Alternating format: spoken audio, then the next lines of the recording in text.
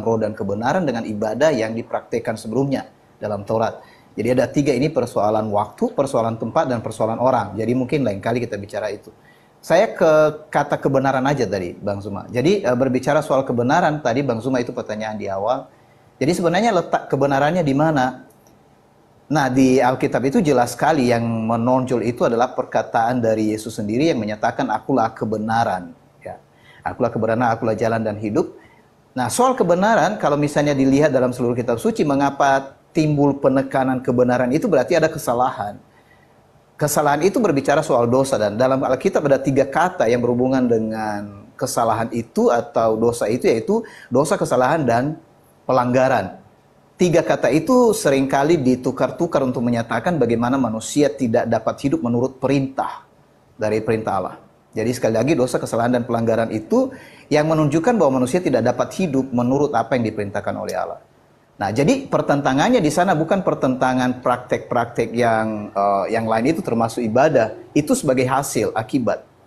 Jadi kita mulai dengan yang paling dasar, dari penyebab segala sesuatu ini sehingga orang-orang melakukan kesalahan. Jawabannya karena pertama itu karena tidak percaya kepada Allah. Misalnya begini, ketika ada diskusi kita berbicara soal, oke, mari berbicara soal data dan kita tidak berbicara soal iman. Sebenarnya dua-duanya kalau di dalam Alkitab menyatakan data dan iman. Data itu tentang apa informasi yang ada di dalam Alkitab.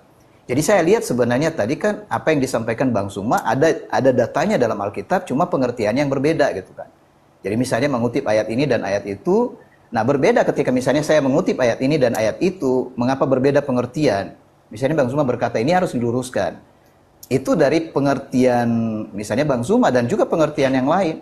Nah, yang saya maksud di sini bagaimana kita masing-masing bisa mendapat pengertian yang disediakan oleh Allah melalui rohnya. Jawaban itu satu-satunya adalah ketika seseorang bisa mendapatkan maksud dari pesan terakhir itu, yaitu Injil Kerajaan Allah. Jadi mengapa Injil itu ada? Kabar baik itu sebenarnya apa? Kabar baik itu berbicara tentang kebenaran bahwa dosa kita bisa dihapuskan. Jadi kalau dosa tidak bisa dihapus, orang tidak bisa dibenarkan. Itu kaitannya dalam Alkitab. Jadi seseorang bisa dibenarkan karena dosanya dihapus. Nah, itu aja dulu untuk mungkin karena waktu kita udah sampai di sini, jadi makasih banyak Bang Zuma karena ini komunikasi ini udah oke, salut, baru ketemu Bang Zuma, tapi ada banyak hal yang sudah disampaikan. Jadi kasih waktu saya 5 menit lah Pak, sama Pastor 5 menit, sama saya boleh dong. Sesudah Bang Zuma 5 menit doang sama gua. Saya ikuti host aja gitu. Boleh ya host, sesudah Bang Zuma aku 5 menit ya. Iya, kalau Pak Pastor sih nggak keberatan silakan. Oke, silakan Bang Zuma lanjut.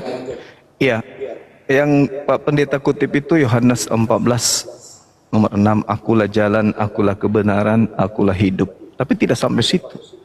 Tidak ada yang sampai kepada Bapa kalau tidak melalui aku. Ini harus menjadi catatan penting. Kalau Pak Pastor mengatakan ayat dalilnya sama, Bang Zuma bacakan, Bang Zuma kasih pengertian, Pak Pastor juga kasih pengertian ini berbeda. Akulah jalan. Jalan di sini metode. Jalan itu cara. Caranya kemudian menuju kepada Elohim itu seperti apa? Yesus ajarkan. Jangan membunuh.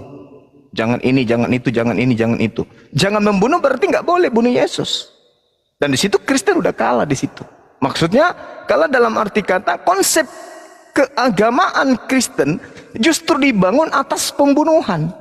Akulah jalan, akulah cara, akulah metode yang harus orang-orang lakoni untuk sampai kepada Bapa. Itu pertama. Yang kedua, akulah kebenaran.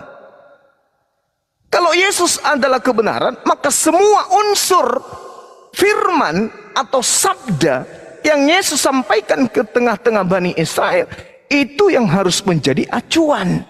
Karena Yesus adalah kebenaran, maka ucapan Yesus yang harus menjadi titik tumpu sebuah keimanan, bukan oknum lain. Dan yang ketiga, akulah hidup. Apa hidup itu? Menurut Yesus, orang yang menjadikan metode yang diajarkan Yesus, orang yang mempraktekkan kebenaran yang Yesus sampaikan, akan mendapatkan hidup yang kekal. Makanya Yesus mengatakan Yohanes 12 nomor 49 tadi, Aku tidak berkata-kata dari diriku sendiri. Apa yang aku katakan, apa yang aku sampaikan adalah apa yang diperintahkan untuk aku katakan, aku sampaikan. Dan aku tahu bahwa firman-Nya itu adalah hidup yang kekal. Makanya aku menyampaikan sesuai apa yang Bapa perintahkan untuk aku sampaikan. Aku melakukan segala perintah yang disampaikan kepadaku. Oleh karena itulah kalau dikatakan bahwa dia ada hidup kekal, berarti hidup kekal itu adalah firman. Coba baca Yohanes 12 nomor 50. Aku tahu bahwa firman-Nya itu adalah hidup yang kekal.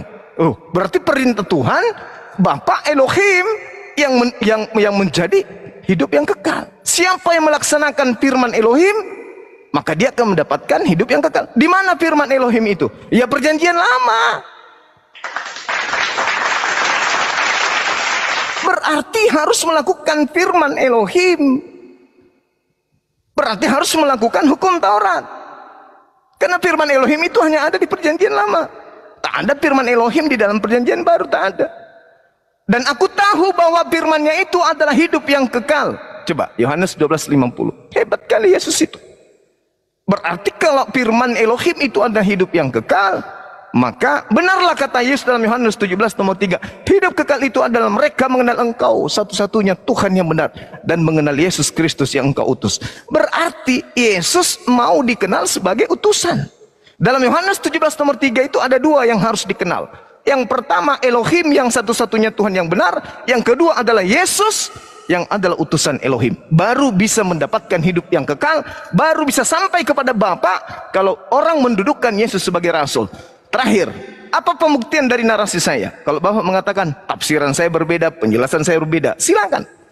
Tapi Yesus mengatakan dalam Yohanes 5 nomor 36, ada kesaksianku yang lebih penting dari kesaksian Yohanes Pembaptis.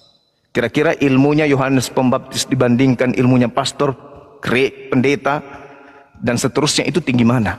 Lebih tinggi Yohanes Pembaptis. Karena di dalam Matius 21 nomor 31 dikatakan oleh Yesus, pemungut cukai dan pesundal lebih dulu masuk ke dalam kerajaan surga sebab mereka mendengarkan apa yang Yohanes perintahkan dibandingkan kamu. Kamu mendengarkan apa yang diperintahkan Yohanes tapi kamu tidak mengikuti. Yohanes Pembaptis, bukan Yohanes penulis Bible. Artinya bahwa Yohanes perkataannya membuat orang masuk ke dalam surga, baik itu pemungut cukai, rentenir maupun pelacur, pesundal. Berarti Yohanes ini bukan orang biasa. Tetapi Yesus jauh lebih hebat. Apa kata Yesus? Ada kesaksianku yang lebih hebat, yang lebih penting dari kesaksian Yohanes Pembaptis. Bahwa segala pekerjaan yang aku lakukan, mujizat, tanda-tanda, kekuatan, pekerjaan itulah yang aku lakukan sekarang. Dan pekerjaan itu yang bersaksi tentang aku, bahwa Bapa yang telah mengutus aku. Berarti Yesus mempersaksikan dirinya sebagai utusan Tuhan. Kalau di Islam disebut Rasulullah. Yesus mempersaksikan dirinya sebagai Rasulullah. Kristen mempersaksikan Yesus adalah Allah itu sendiri, Bapa itu sendiri. Maka siapa yang salah di sini? Yesus atau gereja atau Kristen? Yesus mempersaksikan dirinya sebagai utusan. Tak ada kesaksian yang lebih tinggi dari itu. Yohanes Pembaptis kalah, hanyut dia. Yesus mengatakan ada kesaksianku yang lebih penting dari kesaksian Yohanes Pembaptis, bahwa segala pekerjaan yang aku lakukan, pekerjaan itu yang aku lakukan sekarang, dan pekerjaan itu yang bersaksi bahwa Bapa yang telah mengutus aku. Berarti Yesus bersaksi dirinya sebagai utusan Tuhan. Pekerjaan, mujizat, tanda-tanda, kekuatan itu bersaksi bahwa Yesus itu juga adalah utusan Tuhan. Tapi Kristen, saudara Pastor Z, mempersaksikan dengan keterangan yang sudah hampir sejam ini. Keterangan demi keterangan itu cakupan dari kesaksian iman bahwa Yesus itu adalah Tuhan itu sendiri. Berarti kesaksian Yesus bertentangan dengan kesaksian orang-orang Kristen. Demikian dari saya. Baik, jadi Bang Zuma, terima kasih dan teman-teman semua yang bisa mengikuti ini. Jadi seperti tadi yang saya katakan, kita berbicara misalnya Yohanes pasal 16, pasal 14 ayat 6. Jadi Yesus berkata, akulah kebenaran, akulah jalan, akulah hidup. Dalam Alkitab keseluruhannya kalau kita melihat tentang kebenaran itu apa, kemudian jalan itu apa, kemudian hidup itu apa. Jadi kalau dikatakan akulah kebenaran berarti kan sumber. Kebenaran itu sumbernya dari mana gitu. Karena Yesus berasal dari Sang Bapa. Akulah jalan berarti ini penyataan bahwa Bapa itu melakukan penyelamatan untuk memberi hidup kepada manusia melalui cara Yesus Kristus harus mati karena dosa manusia dikubur dan hidup kembali. Ini sederhananya Bang Zuma dan teman-teman. Dan yang ketiga, setiap orang yang percaya melalui jalan itu akan beroleh hidup. Itu berarti mendapatkan roh Allah kembali. Jadi untuk mendapatkan roh yang hilang akibat manusia berdosa, maka semuanya terjawab di dalam Yesus. Dengan demikian, apa masalah utama dari manusia? Jawabannya semua adalah Yesus Kristus. Nah, itu penjelasan saya sederhana. Makasih, kembali. Oke, gimana Bang Handi? Bang ini masih bisa saya tanggapi? Lanjut dulu Bang Zuma, lanjut. Ya, inilah pengertian yang kita lihat dari aspek Bang Zuma dan aspek Pak Pastor itu. Kira-kira yang mana pendekatan penjelasan itu sesuai dengan apa yang Yesus ajarkan? Akulah jalan. Lari-larinya Pak Pastor bahwa Yesus itu adalah Tuhan. Tidak mungkin. Di dalam Kisah Para Rasul 13 nomor 23, orang Israel harus tahu bahwa Tuhan telah mengutus juru selamat bagi orang Israel, yaitu Yesus Kristus. Orang Israel punya juru selamat, Yesus Kristus. Seperti apa Yesus Kristus itu? Baca Kisah Rasul 2 nomor 22. Hai orang Israel, yang aku maksudkan adalah Yesus Kristus, seorang manusia yang berasal dari Nazaret, yang ditentukan oleh Allah sebagai perantara, yang diberikan kekuatan, mujizat-mujizat, tanda-tanda yang dilakukan oleh Allah melalui perantaraan Yesus. Masya Allah. Jadi kemudian sangat jelas dikatakan bahwasanya Allah melakukan segala mujizat, melakukan segala tanda-tanda, melakukan segala kekuatan melalui hambanya Yesus. Makanya Yesus mengatakan dalam Yohanes 5 nomor 30, aku tidak bisa berbuat apa-apa dari diriku sendiri. Tapi kamu bisa membangkitkan orang mati. Oh, itu Tuhanku yang melakukan. Mana buktinya? Kisah Para Rasul 2 nomor 22. Mujizat yang dilakukan oleh Yesus ternyata bukan Yesus yang melakukannya. Yang melakukan itu adalah Allah melalui perantaraan Yesus.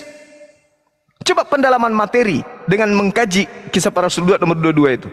Dan Yohanes 5 nomor 30. Dan juga Yohanes 4 nomor 34. Makananku adalah melakukan pekerjaan yang diperintahkan oleh Bapa untuk aku kerjakan. Yohanes 14 nomor 24. Firman yang keluar daripada aku itu bukan dari diriku, tetapi dari Dia yang telah mengutus aku. Kan hebat kali. Yesus itu hanya perantara. Jadi dia adalah jalan menuju kepada Elohim. Jalan apa yang disampaikan oleh Yesus? Yohanes 14:12. Barang siapa yang percaya kepadaku, dia akan melakukan pekerjaan yang aku lakukan. Barang siapa yang melakukan pekerjaan Yesus, berarti dia mengikuti jalan. Kebenaran itu adalah segala firman yang engkau berikan kepada aku telah aku sampaikan kepada mereka.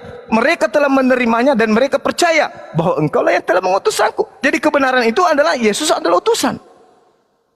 Hidup, Yohanes 17 nomor 3. Hidup kekal itu adalah mereka mengenal engkau satu-satunya Tuhan yang benar, mengenal aku sebagai utusan. Jadi jalan, Yesus adalah utusan. Kebenaran, Yesus adalah utusan. Hidup kekal, Yesus adalah utusan. Baru bisa sampai kepada Bapa. Kalau Yesus tidak dianggap utusan, tidak ada keselamatan. Percaya saja. Kalau ada orang menyembah Yesus, berarti dia tidak mengikuti jalan Yesus. Kalau ada yang menyembah Yesus, berarti dia tidak mengakui kebenaran Yesus. Kalau ada yang menyembah Yesus, berarti dia tidak akan memperoleh hidup yang kekal. Makanya apa buktinya? Matius 7 nomor 15 sampai nomor 23. Orang yang menyembah Yesus diusir. Enyahlah daripada aku kalian pembuat kejahatan. Aku tidak mengenal kalian. Itu fakta. Nah, tapi penjelasan Pak Pastor beda. Jauh dari kerangka ajaran Yesus. Jauh. Saya kira begitu. Ya, mungkin baiknya saya kita bisa respon Bang Zuma dan boleh. Oke. Silakan. Jadi ya ada banyak yang dijelaskan Bang Zuma ya. Jadi yang dinyatakan oleh Alkitab bagaimana cara mengenal Yesus sebenarnya tadi larinya kepada apakah misalnya saya tadi sebenarnya tidak berbicara banyak bahwa saya menegaskan bahwa Yesus itu Tuhan Karena menurut kesaksian kitab suci, seseorang pada akhirnya mengakui Yesus itu Tuhan bukan karena seseorang seperti mempengaruhi orang itu dan berkata Yesus itu adalah Tuhan. Nanti itu dicek. Pada akhirnya orang mengakui Yesus itu adalah kurios. Karena yang saya katakan pertama tadi, itu saya tidak, maksudnya masih tetap yang saya katakan tadi. Pada akhirnya mereka menyadari sesuatu yang terjadi, yang dilakukan. Jadi ada dua di sini, itu adalah pengetahuan yang terlihat dan pengetahuan dalam hati. Sekalipun seseorang memiliki pengetahuan di mata, jadi sekali lagi seorang bisa memiliki pengetahuan di mata, tapi kalau hatinya tidak diterangi, itu tidak sempurna dia mengenal sebenarnya siapa Mesias itu. Nah, saya kasih contoh begini. Ketika Yesus berhadapan dengan para, boleh dikatakan para ahli Taurat dan para pemimpin itu Farisi, Yesus berkata kepada mereka, kamu menyelidiki kitab-kitab suci dan kamu menyangka di dalamnya kamu beroleh hidup. Jadi ini sebenarnya betul karena semua orang bisa meneliti kitab suci. Tapi Yesus berkata, kamu tidak mau datang kepadaku. Jadi kitab suci atau Alkitab menyaksikan sebenarnya cara untuk bisa mengenal Yesus. Langkah pertamanya bukan hanya meneliti Alkitab, melainkan karena memang mau datang kepada Yesus. Saya lihat di situ dalam keseluruhannya pada akhirnya siapa yang menjadi pengikut Yesus. Karena tadi kan ini berbicara apakah orang yang beragama Kristen atau memang pengikut Yesus. Yang saya lihat adalah pengikut Yesus. Tidak ada seorang pun yang bisa mengikuti Yesus kecuali dipanggil oleh Yesus. Nah, panggilan inilah yang sebenarnya yang menyebabkan orang nanti punya pengakuan. Jadi bukan lebih dulu disuruh mengakui. Nah, ini konsep agama sebenarnya. Kan agama itu meminta ada suatu pengakuan lebih dulu secara menyeluruh. Baru seseorang itu ya bisa melakukan apa saja di dalam aturan itu. Tetapi dalam kerajaan Allah melalui Yesus, yang pertama-tama itu, langkah pertama itu adalah dipanggil. Jadi orang dipanggil, ikutlah aku gitu. Nah, siapa yang bisa mengikut dia? Jawabannya kalau orang tidak menyerahkan diri mengikut dia, bagaimana mereka bisa mengenal kebenaran yang diajarkan oleh Yesus? Jadi boleh dikatakan sebenarnya di sini Bang Zuma dan teman-teman tidak bisa mengikuti Yesus hanya karena melihat data atau karena mengurunkan ayat-ayat kitab suci itu di dalam Alkitab ya. Tanpa harus lebih dulu dengan kerelaan memang percaya bahwa Yesus itu adalah yang datang dari Allah dan memanggil untuk ikut dia. Nah, di sini di Alkitab saya melihat tidak ada seorang pun yang dipaksakan oleh karena konsep bahwa seorang pada akhirnya mengikuti Yesus. Memang dikatakan dalam Alkitab bahwa yang dapat datang kepada Yesus itu hanya sedikit. Itu sebabnya dikatakan pintu untuk masuk kerajaan surga itu adalah sempit. Jadi bukan soal maksudnya pengetahuan yang rata-rata bagi banyak orang yang pintar. Saya melihat misalnya banyak teman-teman berkata soal data dan bukti. Tidak kuranglah orang-orang Yahudi, maksud saya, orang-orang Farisi dan ahli-ahli Taurat itu mengenai data. Mereka itu lengkap. Misalnya tadi kembali kepada orang Majus itu bertanya tentang di mana lahirnya Mesias itu.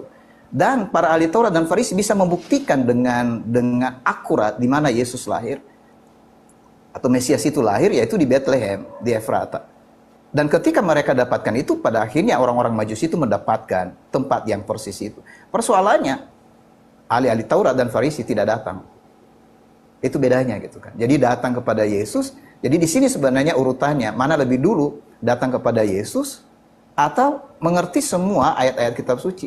Bedanya murid-murid Farisi dengan murid-murid Yesus, Yesus lebih dulu memanggil murid-muridnya, baru dia jelaskan kepada mereka tentang ayat-ayat kitab suci.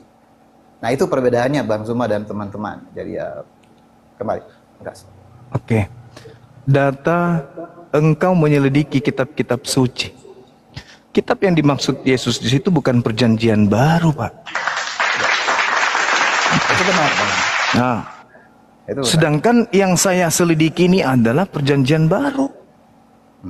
Dan apa yang saya uraikan itu sesuai dengan ajaran Yesus. Justru orang Kristen ini yang tidak sesuai dengan ajaran Yesus. Ketika Yesus mengatakan datang kepadaku, datang sebagai apa? Kan di dalam Yohanes 11:42, agar mereka percaya bahwa engkau yang telah mengutus aku. Berarti mereka datang kepadaku, percaya kepadaku bahwa aku utusan Tuhan. Bukan datang kepada Yesus menyembah Yesus, bukan. Bukan. Datang kepada Yesus, mendudukkan Yesus itu sebagai utusan Tuhan. Kan uraiannya sudah sangat jelas. Hidup kekal itu adalah mereka mengenal engkau satu-satunya. Kalau satu-satunya, dikenal dia, Elohim itu satu-satunya Tuhan. Jangan yang lain, bukan Yesus. Karena pada saat Yesus mengatakan engkau satu-satunya, pada saat yang sama Yesus mau agar dikenal sebagai utusan. Itu konsep yang sudah sangat jelas. Itulah jalan, itulah kebenaran, itulah hidup. Mendudukkan Yesus sebagai utusan. Di luar daripada itu sesat. Makanya bukan setiap orang yang menyeru kepadaku, mar, kurios, akan masuk ke dalam kerajaan langit. Melainkan dia yang melakukan kehendak Bapa. Mana kehendak Bapa agar orang datang kepada Yesus, menyembah Yesus? Mana? Ada. Dari tadi pendeta nggak bisa menunjukkan itu. Hanya menunjukkan Yohanes 3 nomor 16. Apa tadi? Yohanes 16 nomor 6. Tak ada kemudian kehendak Bapa agar orang itu menggantikan dirinya dengan menyembah anaknya, utusan yang enggak. Yesus itu disebut anak. Amsal 3 nomor 11 nomor 12. Kenapa dia disebut anak? Karena Yesus ini taat, Yesus ini soleh, Yesus ini muslim, berserah diri kepada segala perintah yang Tuhan berikan kepadanya. Makananku adalah melakukan apa yang diperintahkan oleh Bapa untuk aku lakukan. Perkataanku adalah berkata sesuai dengan apa yang diperintahkan oleh Bapa untuk aku katakan. Berarti dia adalah orang yang berserah diri. Dia orang soleh. Makanya dia disebut anak, hamba yang dekat, kekasih Allah. Bukan Allah itu sendiri. Kenapa dikatakan dia sebagai anak? Karena dia hamba. Mana buktinya? Coba Anda baca dalam Kisah Para Rasul 4 nomor 27 sampai nomor 30. Yesus disebut apa di sana? Disebut hamba yang suci. Ini Abdullah, aku ini adalah hamba Allah. Tapi kalau sekelompok Kristen kemudian hamba Allah dikatakan Allah, hamba Allah disembah. Gitu loh Pak. Kesimpulan sederhananya, hidup kekal itu yang kita cari. Hidup kekal itu Yesus torehkan, Yohanes 17 nomor 3. Adalah mereka mengenal engkau Elohim, Bapa, satu-satunya Tuhan. Jangan ditambah-tambah lagi, anak Maria juga Tuhan. Jangan ditambah-tambah. Satu-satunya Tuhan dan aku mereka kenal sebagai utusan. Nah itu baru bisa memperoleh hidup yang kekal. Ada dua yang dikenal untuk memperoleh hidup yang kekal. Mengenal Tuhan yang mengutus Yesus dan mengenal Yesus yang diutus oleh Tuhan. Satu Tuhan, satu utusan Tuhan. Di luar daripada itu sesat. Makanya dalam Matius 7 yang tadi itu, bukan orang yang menyeru kepadaku Tuhan akan masuk ke dalam kerajaan surga, melainkan kehendak yang melakukan kehendak. Nah sekarang ada nggak kehendak Bapak agar orang Kristen menyembah Yesus? Mana kehendak Bapak? Sembahlah Yesus. Ada? Nggak ada. Malah Yesus mengatakan kepada iblis pun, dan hanya kepada Bapa saja engkau harus mengabdi. Bukan kepada aku, kepada Bapa. Nah Yesus pengakuan imannya, Yohanes 4 nomor 22. Aku menyembah apa yang aku kenal. Kalian menyembah apa yang kalian tidak kenal. Kurang apa lagi? Makanya Yesus mengatakan, "Makultu lahum illa ma amartani bi ani abudullah rabbi wa rabbakum." Sembahlah Allah, Tuhanku dan Tuhanmu. Yohanes 4 nomor 22. Jadi Kristen ini membuat karikatur sendiri lalu menyembah kepada anak orang. Anak orang sudah mengatakan, enyahlah daripadaku, kalian semua pembuat kejahatan. Tidak ngeh, tidak sadar. Makanya muncul pertanyaan, Pak Pastor, roh apa yang merasuki kalian sampai senaif itu menyembah anak orang? Sedangkan anak orang ini memerintahkan menyembah kepada dia satu-satunya Tuhan yang benar. Itu loh, sesederhana itu loh Pak. Ya tapi ada yang disebut keras kepala. Silakan Pak Pastor, saya hormat sama Anda, silakan.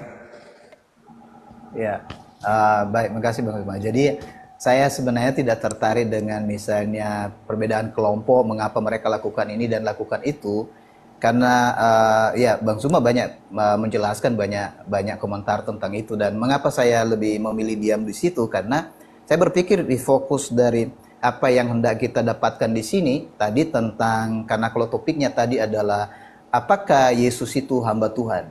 Jadi jawaban saya di sini, disinilah letak kedua dari penyataan Alkitab tentang Mesias itu, di mana Yesus itu memang dia hamba, karena seperti di dalam Yohanes pasal 13 ayat 13 dikatakan bahwa jika aku adalah Tuhan dan Guru, dan perkataanmu itu benar. Dan aku adalah yang maksudnya Tuhan, yang kurios itu, yang tertinggi, ada di tengah-tengah kamu berlaku sebagai seorang hamba. Gitu. Jadi praktek menjadi seorang hamba itu sebenarnya perwujudan dari pernyataan Mesias yang dijanjikan, yang tidak bisa dilihat oleh banyak peneliti kitab suci, bahwa memang dua-dua itu harus terjadi dalam diri Mesias itu. Yang pertama, dia harus menjadi manusia, dan yang kedua, dia datang nanti di dalam kemuliaan yang besar. Kebanyakan orang lebih setuju menerima bahwa jika dia datang dalam kemuliaan yang besar. Jadi mereka tidak suka menerima dia dalam dalam kehilangan yang tidak ada mulia tadi, seperti mengosongkan diri dan seterusnya. Jadi itu wajar saja, karena memang ada ekspektasi dari setiap orang tentang ya misalnya tentang Yesus Kristus, atau tentang Mesias, atau tentang pahlawan. Jadi boleh dikatakan juga murid-murid di awal sebenarnya mereka belum tahu kebenaran dengan jelas, sampai mereka di dalam mengikut Yesus selama 3,5 tahun itu, diajar terus, disampaikan terus kebenaran, bahkan sampai Yesus bangkit dari antara orang mati pun mereka tidak mengerti dan tidak menangkap sebenarnya pesan Yesus itu seperti apa. Jadi kalau misalnya kita sekarang pun sehebat apapun di antara kita, apalagi kita tidak langsung bersama-sama dengan Yesus, kecuali oleh pertolongan Roh, maka kita bisa mengerti kebenaran itu. Nah, di sana letaknya, makanya saya tidak bisa memisahkan antara memang ada data, tetapi data itu harus disingkapkan oleh Roh. Dan soal kebenaran tadi harus jujur bahwa tidak mungkin orang langsung mengenal kebenaran di awal sebelum dia mengikuti Yesus. Jadi seorang harus menjadi pengikut Yesus dulu, baru bisa mengenal kebenaran, dan pembahasan itu menjadi lebih clear di antara mereka. Karena memang kebenaran itu terbuka, bukan karena mereka menjadi anggota ya dalam tanda petik seperti keagamaan, tapi memang dipanggil dalam tugas khusus itu. Jadi itu kembali kepada topik. Mudah-mudahan itu menolong teman-teman. Jadi makasih penjelasan Bang Juma dengan pandangan-pandangan yang disampaikan. Yang saya lihat di sana bahwa memang kedua hal ini, apakah Yesus itu memang hamba dan memang dia adalah Tuhan. Jadi kalau misalnya dia hamba Tuhan, maksudnya hamba Sang Bapa itu, memang dia menaklukkan diri dalam seluruh hukum dari Sang Bapa. Makanya memang betul tadi yang dilakukan, aku datang untuk melakukan dan menyelesaikan, bukan hanya melakukan sebenarnya. Jadi dia datang melakukan dan menyelesaikan. Dan itu clear dalam perjalanan dan pekerjaan yang dilakukan oleh Yesus itu sendiri. Sekian dari saya, Bang. Ya, silakan Bang Zuma kalau mau sekaligus closing statement. Sedikit lagi ya. Terkait dengan ungkapan-ungkapan yang Pak Pastor sampaikan, harus menjadi apa dulu baru bisa tahu. Saya rasa itu akal-akalan aja. Terkait dengan kedatangan Yesus yang kedua, Pak. Yesus sendiri yang mengatakan, Yohanes 12:48, barang siapa yang menolak aku, sudah ada tanda-tandanya, Pak. Barang siapa yang menolak aku, dia tidak menerima firman yang pernah aku sampaikan kepada mereka. Jelas itu. Barang siapa yang menolak aku, dia tidak menerima perkataanku, dan firman yang telah aku katakan itu, itulah yang akan menjadi hakimnya di akhir zaman. Bahaya itu, bahaya. Coba, barang siapa yang menolak aku, dia tidak menerima firmanku. Dan firman yang aku sampaikan itu kepadamu, itulah yang kelak akan menjadi hakimnya di akhir zaman. Nah sekarang mana firman Yesus, sembahlah aku, ibadahlah hari Minggu, jangan lama bersunat, jangan lama bersunat, makanlah babi. Mana firman itu? Barang siapa yang menolak aku, dia tidak menerima firmanku, dan firman yang aku katakan itu kepada mereka, firman itu kelak akan menjadi hakim di akhir zaman. Lalu mau diartikan apa lagi? Kecuali dengan akal-akalan. Oh tidak begitu Bang Suma. Lalu apa? Menolak itu artinya tidak menerima firman. Firman Yesus, dia mau dipercaya sebagai utusan Tuhan. Yohanes 11 nomor 42. Aku tahu bahwa semua orang yang mengelilingi aku di sini, aku telah mengatakannya kepada mereka, agar supaya mereka percaya bahwa engkaulah yang telah mengutus aku. Aku mengatakannya agar mereka percaya bahwa aku adalah utusanmu. Siapa yang bisa membantah itu? Kesaksian Yesus, umat Islam lebih percaya daripada kesaksian Bapak Pastor, mohon maaf. Kesaksian Yesus, umat Islam lebih percaya daripada kesaksian-kesaksian orang-orang Kristen. Kesaksian orang Kristen tak ada dasarnya, tak ada pijakan datanya, tidak ada pijakan perkataan Yesus. Contoh Pak nih, kita ke gereja ngintip orang Kristen, apa yang mereka lakukan? Mempertuhankan anak Maria, menyembah anak Maria. Sekarang mana kesaksian Yesus tentang itu? Ada. Kita lihat meja makannya orang Kristen, ada anjing, ada kodok, ada semua, ada babi. Mana kesaksian Yesus tentang itu? Ada? Tak ada. Periksa nonotnya orang Kristen, sampai mereka dikubur, udah tua, bangkokan, tidak disunat. Mana kesaksian Yesus tentang itu? Ada? Tak ada. Jadi harapan kosong, angan-angan kosong, yang Bapak katakan harus masuk dulu menjadi Kristen baru percaya. Oh, itu jebakan Batman. Batman-nya pun tidak lulus jadi Batman. Tidak bisa. Karena pola yang akan menjadi penghakiman Yesus nanti adalah segala firman yang telah ia sampaikan. Nah, cakupannya di mana, Pak?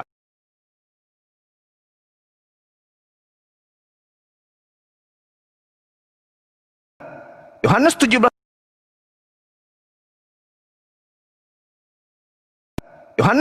teman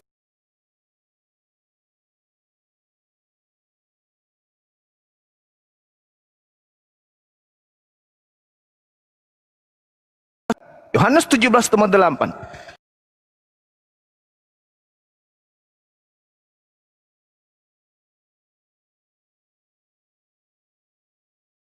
Segala firman yang engkau berikan kepada aku telah aku sampaikan kepada mereka, dan mereka telah menerimanya, dan mereka percaya bahwa engkaulah yang telah mengutus aku. Subhanallah. Segala firman, semua firman. Kata Yesus, tidak perlu kamu itu mencomot-comot satu ayat. Aku dan Bapa adalah satu. Kau menyebut aku guru dan Tuhan. Tidak perlu kayak gitu. Semuanya, kata Yesus, semua telah aku sampaikan kepada Bani Israel. Dan Bani Israel telah menerimanya. Dan mereka percaya bahwa engkaulah yang telah mengutus aku. Berarti murid-muridnya percaya Yesus itu utusan. Makanya dia mengatakan, waspadalah kepada serigala yang nyamar seperti domba. Maksudnya, waspadalah kepada non-Yahudi yang nyamar-nyamar Yahudi. Maksudnya, waspadalah kepada yang bukan pengikutku, ngaku-ngaku sebagai pengikut. Itu loh maksudnya. Jadi, mohon maaf bukan saya menggurui, tapi dasar ketika saya berbicara itu adalah Al-Quranul Karim dan juga adalah Bible itu sendiri. Ma qultu lahum illa ma amartani bi. Qala subhanaka ma yakunu li an aqula ma laysa li bihaqq. Seorang nabi, seorang rasul berkata, aku tidak berkata-kata dari diriku sendiri. Apa yang aku katakan adalah apa yang kamu perintahkan untuk aku katakan dan aku sampaikan. Dan perkataanmu itu adalah hidup yang kekal. Makanya Nabi Isa mengatakan dalam Al-Quran, fattakullah wa atiun. Bertakwalah kepada Allah dan taatlah kepadaku. Itu loh Pak. Di dalam Yohanes 10 nomor 27, aku mengenal pengikutku. Pengikutku mendengarkan aku, dan pengikutku mengikuti aku. Siapa yang Bapak pastor ikuti dengan menyembah Yesus? Siapa Pak pastor ikuti dengan ibadah hari Minggu? Siapa yang Bapak ikuti dengan tidak sunat? Siapa yang Bapak ikuti dengan makan babi? Siapa? Bahaya itu, bahaya. Saya kira kita cukupkan aja sampai di sini, karena tadi saudara saya pastor yang memulai, maka saya yang mengakhiri. Saya kira mungkin mau closing, silakan. Setelah itu saya juga closing. Silakan Pak. Syukron Bang Zul. Gak apa-apa Bang Zuma, saya oke. Jadi saya maksudnya baru ketemu malam ini, jadi saya kadang berpikir Bang Zuma itu pendetanya, saya jadi jemaatnya gitu. Enggak. Terima kasih Bang Zuma. Jadi maksudnya ini kan teman-teman bisa melihat, jadi ya semangat terus Bang Zuma dan Bang Fandi. Percakapan malam ini saya sangat hargai. Jadi bersama di Komal ini, itu yang bisa saya sampaikan. Jadi kurang lebihnya, ini kan kita masing-masing sebenarnya kan punya apa namanya, punya hati, punya prinsip, punya pengertian. Jadi dihargai semua, nggak ada masalah. Perbedaan itu tadi. Jadi apa yang diterangin, bagi saya semua sip. Bang Fani, makasih. Siap Pak Pastor. Ya. Saya 1 menit dong sama pendeta. 1 menit tadi 1 menit dong Pak Pendeta. Boleh amat. Ya. Boleh Pak Pastor semenit aja. 1 menit. Pak Pendeta, selamat kenal. Saya Hanis Lebes. Saya hanya satu menanggapi Bang. Kita tahu kan Bunda Maria itu adalah ibunya Yesus. Dia pernah merawat Yesus. Sederhana pertanyaannya berhubungan dengan Ulangan 4, Markus 12:29. Sebenarnya Bunda Maria ini merawat Tuhan atau merawat manusia, Pak Pendeta? Itu aja sih. Bunda Maria merawat Tuhan atau merawat manusia? Silakan. Oke, saya jawab ya. Jadi maksudnya sebenarnya yang saya lihat itu bukan soal Maria merawat, tapi dipercayakan kepadanya karena dia itu adalah seorang yang memenuhi maksud dari apa yang sudah dinyatakan oleh nubuatan sebelumnya bahwa seorang perempuan, dan diteruskan dari kejadian itu bahwa seorang perempuan muda akan mengandung. Jadi sebenarnya hanya sejauh itu di sana. Jadi pembahasan lebih jauh bagaimana Yesus dibesarkan di tengah-tengah keluarga Yusuf dan Maria itu seperti berjalan. Makanya orang-orang pada waktu itu tidak mengenal apakah Yesus itu memang dari surga atau tidak, karena mereka melihat cara Yesus hidup itu di antara semua orang-orang atau anak-anak pada waktu itu sama seperti pada umumnya. Jadi kalau misalnya Bapak tanya, ini yang dirawat ini siapa, Tuhan atau manusia?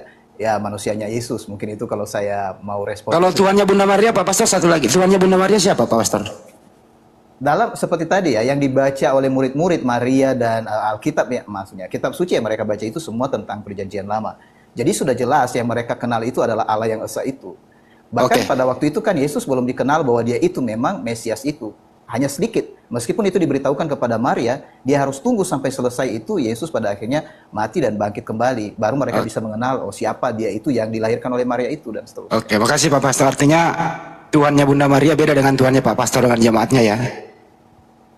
Tidak bisa digeneralisir itu Bang, karena maksudnya lagian kita baru kenal, mungkin digeneralisir ini saya seorang pastor atau saya seorang pendeta misalnya, maka semua pendeta sama atau pastor sama. Jadi saya lebih suka begini, dari percakapan ini kita bisa mengenal detail teman-teman. Bang Handi, makasih, saya kembalikan. Oh ini waktu saya habis. Bang Handi atau Bang Handi menjadi sama. Ya lanjut, terima kasih.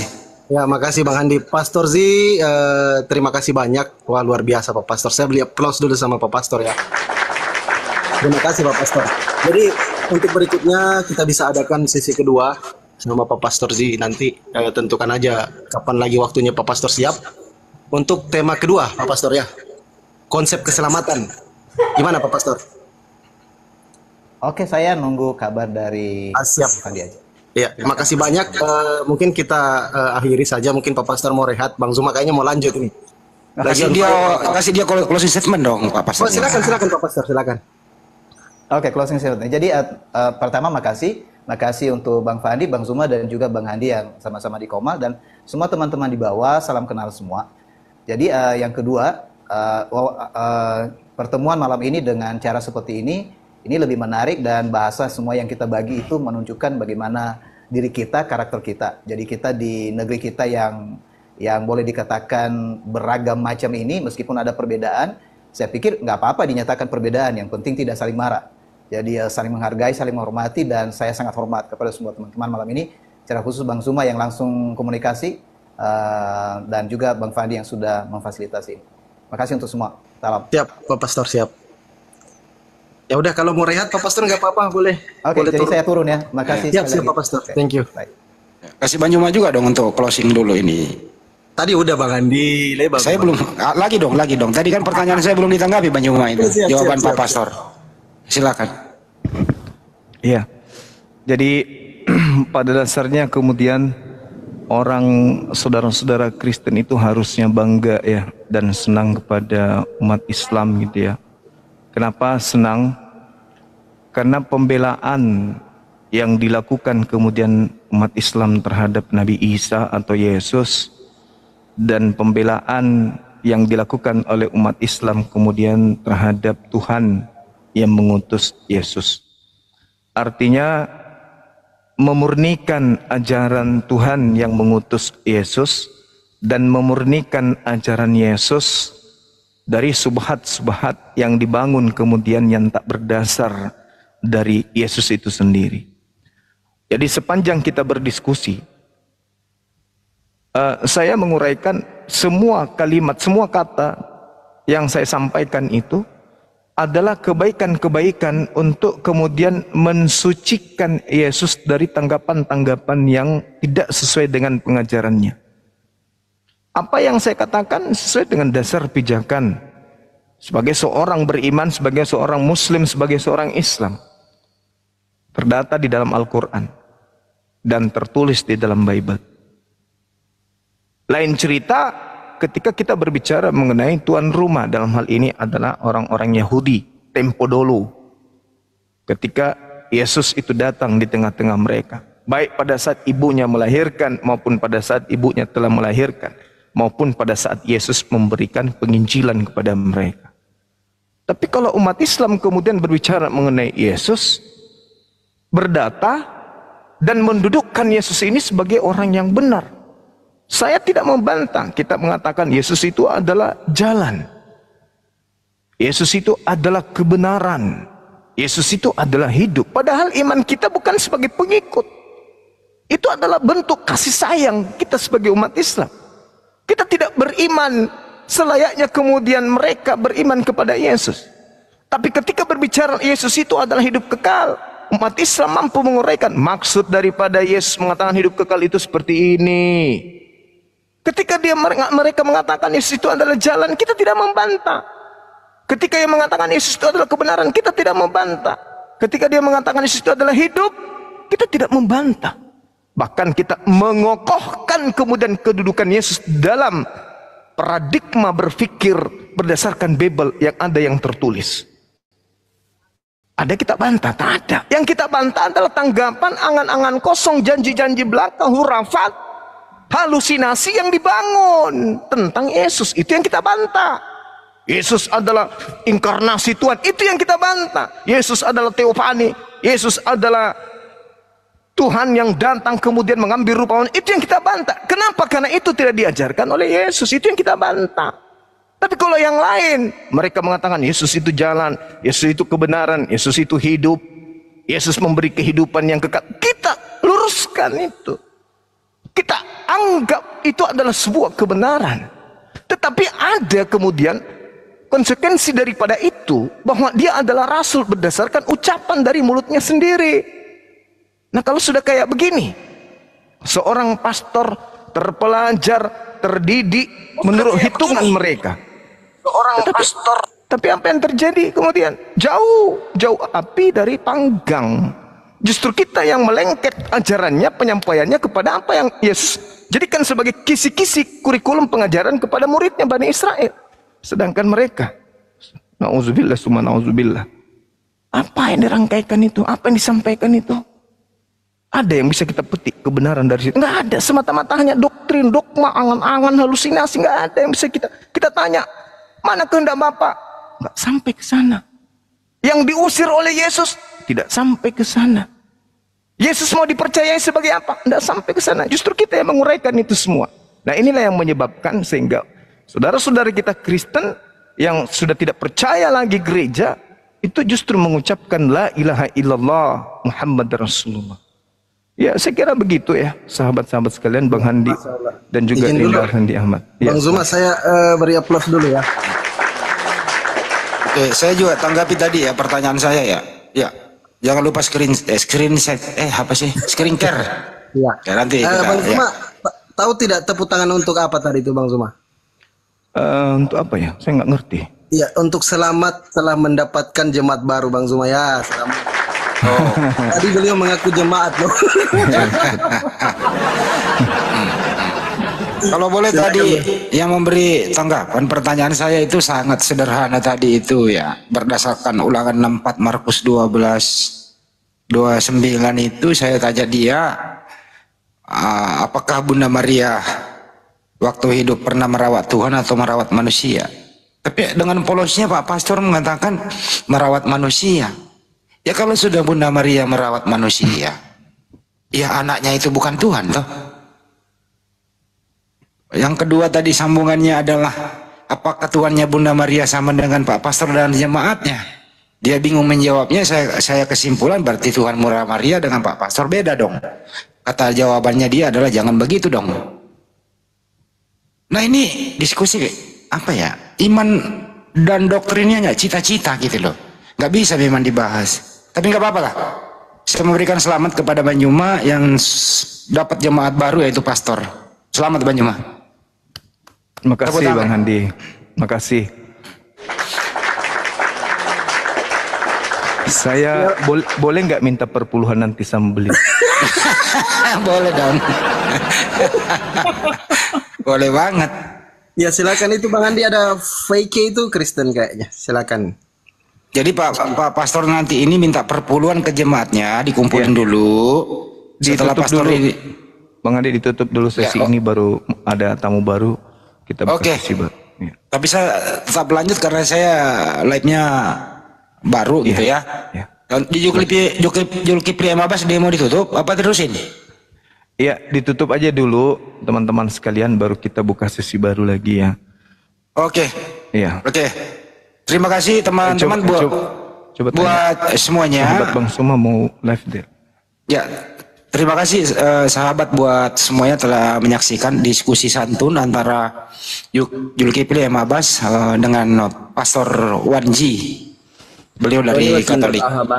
Pak, aduh, tar dulu Bang, lagi ngomong Bang. Kita tutup loh ini. Terima kasih ya buat semuanya. Sekiranya ada kekeliruan, ada kehilapan, kami mohon maaf. Inilah cerminan antara kita hidup berbangsa dan bernegara, saling toleransi satu sama lain, saling menghormati. Boleh kita berbeda pendapat, tapi kita tidak boleh saling membenci, saling menghujat. Terima kasih buat semuanya. Kita tutup season kali ini, kita buka season yang baru, diskusi lintas agama kembali. Sebagai narasumber adalah Zulkifli M. Abbas. Sampai jumpa. Assalamualaikum warahmatullahi wabarakatuh.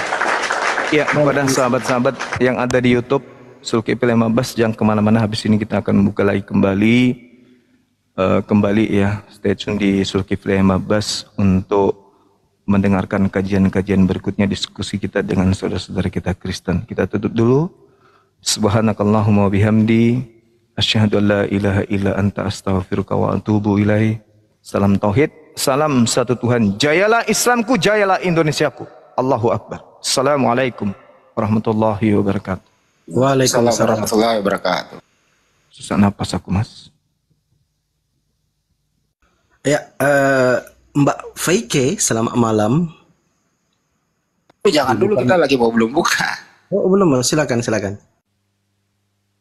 Kita format dulu bentar. Bikin YouTube itu susah.